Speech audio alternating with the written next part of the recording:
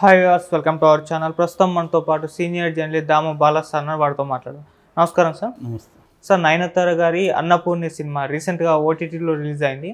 అయితే ఈ సినిమా పైన ఒక వివాదం నడుస్తుంది సార్. అదేంటంటే ఈ సినిమాలో హిందువుల్ని కించపరిచే విధంగా ఉంది అని చెప్పేసి కేసు కూడా ఫైల్ చేశారు. మరి ఏముంది సార్ ఎంతగా ఈ సినిమాలో? ఈ సినిమా మీద సోలంకి, రాము సోలంకి అనే అతను ఐటీ సెల్ అధ్యక్షుడు, హిందూ ఐటీ సెల్ అధ్యక్షుడిగా చెప్పుకున్నాడు, ఫౌండర్ అని కూడా చెప్పుకున్నాడు. అతను ఒక senior police inspector, LT Marg police station Mumbai, దానికి అడ్రస్ చేస్తూ ఒక కంప్లైంట్ రాశాడు. ఆ కంప్లైంట్లో ఇలాగా ఒక సినిమా వచ్చింది, దాని పేరు అన్నపూర్ణి, అంటే గాడెస్ ఆఫ్ ఫుడ్. సో ఈ సినిమాలో నయనతార, తర్వాత జై వీళ్ళు నటించారు. నీలేష్ కృష్ణ దీన్ని డైరెక్ట్ చేశాడు, కృష్ణన్. సో ఈ సినిమా అభ్యంతరకరంగా ఉంది, హిందువుల మనోభావాలను దెబ్బతీస్తుంది. ఈ నెల 22వ తేదీ అక్కడ ప్రాణప్రతిష్ఠ జరుగుతుంది అయోధ్యలో, రామ మందిరంలో. ఈ కాంటెక్స్ట్లో ఇతను హిందువుల మనోభావాలను దెబ్బతీయడానికి డైరెక్టరు కుట్ర బన్నీ ఈ సినిమా తీశారు. దీంట్లో ఈ కుట్రలో భాగంగా జీ స్టూడియోస్, తర్వాత నెట్ఫ్లిక్స్, నయనతార వీళ్ళందరూ భాగమయ్యారు అని చెప్పాడు. దాంట్లో అబ్జెక్షనబుల్గా ఉన్నవి ఆయన ప్రధానంగా 4 అంశాలని పేర్కొన్నాడు. అందులో ఒకటి, హిందూ పూజారి కూతురు బిర్యానీ వండడం కోసం నమాజ్ చేస్తుంది అనేది అబ్జెక్షన్ నెంబర్ 1.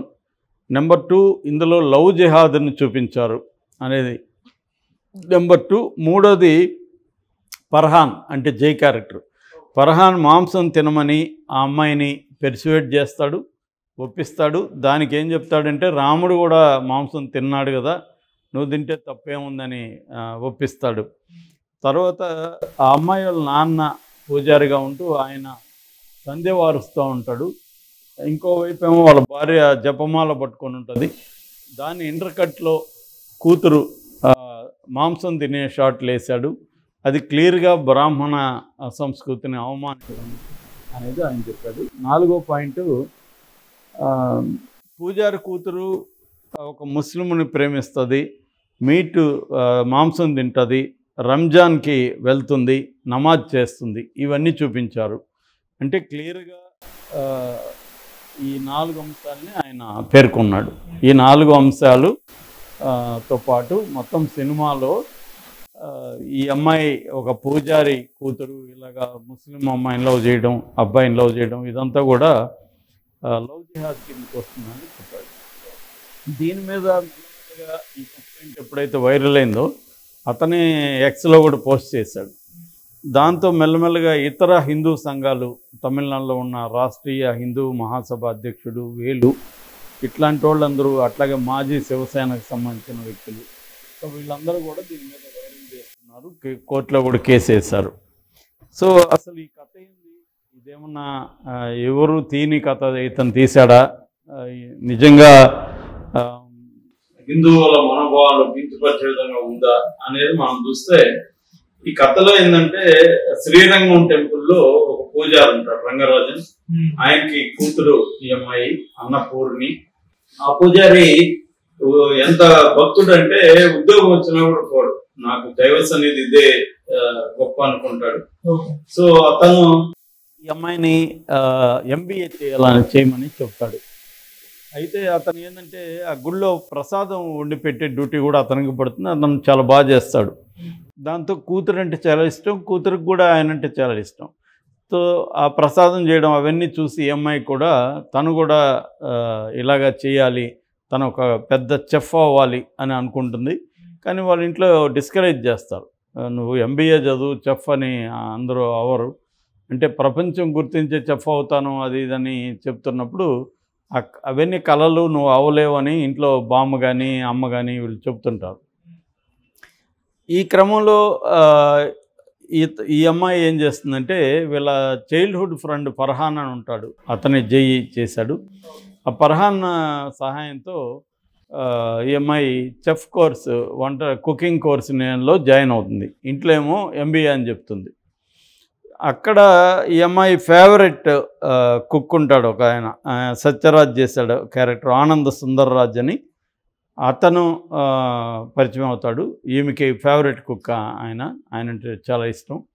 సో వాళ్ళ కొడుకు ఒకడు కార్తీక్ అని ఉంటాడు, వాడికి ఈ అమ్మాయి అంటే పడదు. రెండో తండ్రి కొడుకుల మధ్య కూడా వైరుధ్యం ఉంటుంది. సో ఇలాగా ఈ అమ్మాయి మెల్లగా చెఫ్ అవ్వడానికి ట్రై చేయడం, కొన్ని పోటీల్లో ఈ అమ్మాయి పాల్గొనడం, దాంట్లో ప్రైజులు రావడం. ఈ క్రమంలో తండ్రి కొడుకుల మధ్య ఈ అమ్మాయి బలవడం. ఈ అమ్మాయి పనిచేస్తున్న ఒక హోటల్లో, హోటల్కి ముందే ఏం జరుగుతుందంటే ఇది తెలిసిపోతుంది ఇంట్లో, ఈ అమ్మాయి ఇలా చేస్తుంది అనేది నాన్నకి తెలిసిపోతే నాన్న ఈ అమ్మాయిని బలవంతంగా ఇంటికి తీసుకొచ్చి ఒక పెళ్లి ఫిక్స్ చేస్తాడు. పెళ్లి చేస్తే తెగవుతుంది అన్నట్టుగా. సో దాంతో ఫర్హాన్ ఒక సలహా ఇస్తాడు, నువ్వు వచ్చేసేయి, ఇక్కడ హోటల్లో జాబ్ ఉంది నీకని, ఒక 5 స్టార్ హోటల్లో. సో ఈ అమ్మాయి పెళ్లిపేట మీద నుంచి పారిపోయి వచ్చేసి జాబ్లో చేరుతుంది. అక్కడ ఒక యాక్సిడెంట్ జరిగి ఈ అమ్మాయికి రుచి చూసే ఇది కోల్పోతుంది, ఆ శక్తి కోల్పోతుంది. సో దీని తర్వాత అమ్మాయి ఏమైంది, తర్వాత వాళ్ళ నాన్న యాక్సెప్ట్ చేశాడా, ఈ ముస్లింతో ఈ అమ్మాయి పెళ్ళయిందా, ఏమైంది అనేది మిగతా సినిమాలో వస్తుందన్నమాట. ఇది బేసిక్గా నేపథ్యం. మామూలుగా హిందూ అమ్మాయి ముస్లిం అబ్బాయి లేదా వైస్ వెర్సా అనేది ఎప్పటి నుంచో ఉన్నాయి. కానీ ఒక హిందూ అబ్బాయి ముస్లిం అమ్మాయిని ప్రేమిస్తేమో హిందూ సంఘాలు గొడవ చేయవు. ముంబై హిందూ సినిమా మణరత్నం, దాని మీద ఏం గొడవ చేయదు. దాంట్లో హిందూ అబ్బాయి ముస్లిం అమ్మాయి, అలాంటి చాలా సినిమాలు ఉన్నాయి. హిందూ అబ్బాయిలు ముస్లిం అమ్మాయిని లవ్ చేస్తే ఎవరు కూడా గోల్ చేయరు, హిందూ సంఘాలు కానీ ఎవరు కూడా గోల్ చేయరు. అదే ఒక ముస్లిం అబ్బాయి హిందూ అమ్మాయిని లవ్ చేస్తే మాత్రం గోల్ చేస్తారు. ఎందుకు అంటే ఇక్కడ పేట్రియార్కీగా కూడా వస్తుంది. అంటే మన అమ్మాయిలు పవిత్రంగా ఉండాలి, ఎందుకంటే బీజము క్షేత్రం అనే ఒక పాతకాలపు ఇది ఉంది. అంటే వీళ్ళు క్షేత్రం అన్నమాట, విమెన్. సో ఈ క్షేత్రాన్ని హిందూ అబ్బాయిలు పాడు చేస్తారు, కాబట్టి క్షేత్రాన్ని జాగ్రత్తగా కాపాడుకోవాలి అన్న ఒక ఫిలాసఫీ పేట్రియార్కల్ సొసైటీలో నుంచి మతంలోకి వెళ్ళిన ఒక ఫిలాసఫీ. దాని నుంచి మన మగవాళ్ళని కాపాడుకోవడానికి వీళ్ళు ఎవరు కూడా ట్రై చేయరు, హిందూ అమ్మాయిలను మాత్రం కాపాడుకోవడానికి వీళ్ళు ట్రై చేస్తుంటారు అనేది మనం ఒక కాంటెక్స్లో అర్థం చేసుకోవచ్చు. దీంట్లో కూడా అదే ఉంది. ఈ అమ్మాయి ఫర్ ఎగ్జాంపుల్ రివర్స్లో ఉండి ఈ అమ్మాయి ముస్లిం అమ్మాయి అయింది, అబ్బాయి హిందూ అబ్బాయి అయితే దీని మీద ఎవరు కూడా గొడవ చేసేవాళ్ళు కాదు. సో ఈ యాంగిల్ వెరీ ఇంపార్టెంట్ దీంట్లో. రెండవది, దీన్ని సరదాగా ఒక హిందూ అమ్మాయి పూజారి కుటుంబంలో, పూజారిని ఎందుకు పెట్టారంటే సంప్రదాయమైన హిందూ అమ్మాయి వెజిటేరియన్ తినే గట్టిగా ట్రెడిషన్స్ ఫాలో అయ్యేవాళ్ళు చెఫ్ అవ్వాలనుకున్నప్పుడు నాన్ వెజ్ కూడా వండాలి, తినాలి, రుచి చూడాలి కదా. అలాగా అమ్మాయి డ్రీము చెఫ్ అవ్వాలనుకుంది. ఇవాళ ఒక ఐఏఎస్ ఐపీఎస్ లాగే చెఫ్ అనేది కూడా ఒక వృత్తి. దాని మీద చాలా సినిమాలు కూడా వచ్చాయి ఇంటర్నేషనల్గా. రెండో చెఫ్ కూడా ఇవాళ చాలా లుక్రేటివ్ జాబ్, ఎందుకంటే వరల్డ్ వైడ్గా అనేక 5 స్టార్ హోటల్లో చెఫ్స్కి మంచి జీతం కానీ మంచి ఇది ఉంటుంది అనమాట. వరల్డ్ వైడ్గా వేరే దేశాలకు కూడా వెళ్ళే పరిస్థితి ఉంటుంది. సో ఈ కాంటెక్స్ట్లో డైరెక్టర్ ఏం చెప్పదలుచుకున్నాడు, ఒక ట్రెడిషనల్ ఫ్యామిలీలో నుంచి ఒక అమ్మాయి చెఫ్ అవ్వాలనుకుంటే ఆ అమ్మాయి ఎలాంటి ఇబ్బందులను ఎదుర్కొంది, ఏమైంది అనేది చెప్పాడు. నిజానికి సినిమా ఏం గొప్పగా ఏమి లేదు, అది యావరేజ్ సినిమా అని చెప్పుకోవచ్చు. వీళ్ళు పాపులర్ చేయడం వల్ల అది ఎక్కువ మంది చూసే అవకాశం ఉంది, లేకపోతే సైలెంట్గా ఉంటే సైలెంట్గా ఉండేది. అంటే ఈ మధ్య ఏమైందంటే ప్రతి ఒక్కరూ పబ్లిసిటీ కోసం సినిమాల్ని ఏదో ఒక కాంట్రవర్సీ క్రియేట్ చేయడం, ఇది ఎక్కువ కనబడుతుంది. నిజంగా ఆయన ఒక అనలిస్ట్ చెప్పినట్టుగా రామ మందిరంలో ప్రాణప్రతిష్ఠ చేయడం ఓకే, కానీ రాముడు తీసుకొచ్చిన వాల్యూస్ ఏంటి, రామాయణంలో మనం నేర్చుకోవాల్సిన వాల్యూస్ ఏంటి, ఈ విషయాల్ని హిందూ యూత్కి మీరు చెప్పే హిందూ యూత్కి మీరేమన్నా బోధిస్తున్నారా అని ఒక అనాలిస్ట్ అడిగాడు. అందులో వాస్తవం ఉంది. అంటే వీళ్ళు ఏంటంటే దీన్ని ఒక మతాన్ని రాజకీయాలకు వాడుకుందామని ఇంట్రెస్ట్ తప్ప, నిజంగా ఆ గ్రంథాలని పరిచయం చేసి రామాయణం మనకి భారతం ఈ రెండు కూడా గొప్ప ఎపిక్స్.